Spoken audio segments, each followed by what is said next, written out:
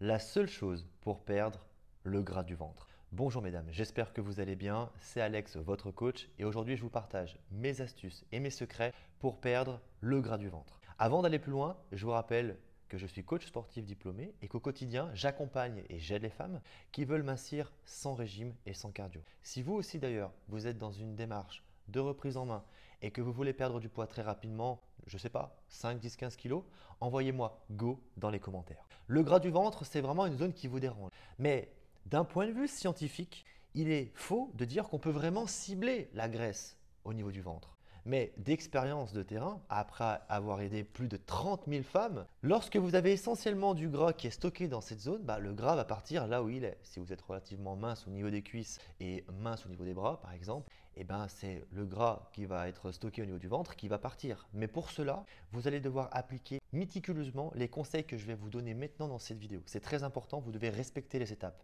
La première chose, vous devez appliquer un déficit calorique. Sans déficit calorique, il n'y a pas de perte de graisse. Alors qu'est-ce que c'est?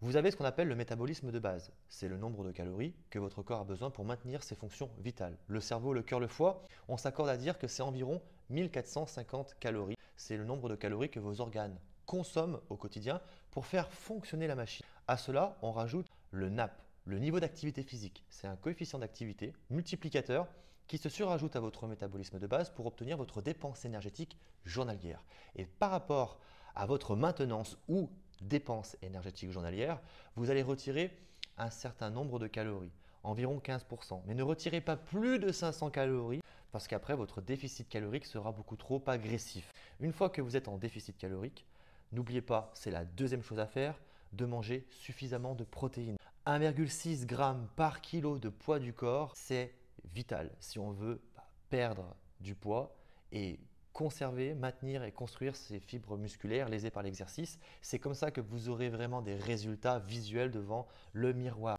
Par exemple, vous faites 60 kg, 1,6 x 60, de tête, je ne sais pas, 90, quelque chose comme ça, 90 grammes de protéines. Donc attention, une erreur courante, 90 grammes de dinde n'est pas égal à 90 grammes de protéines. Dans 90 grammes de dinde, il y a un certain nombre de grammes de protéines, peut-être 10 grammes de protéines.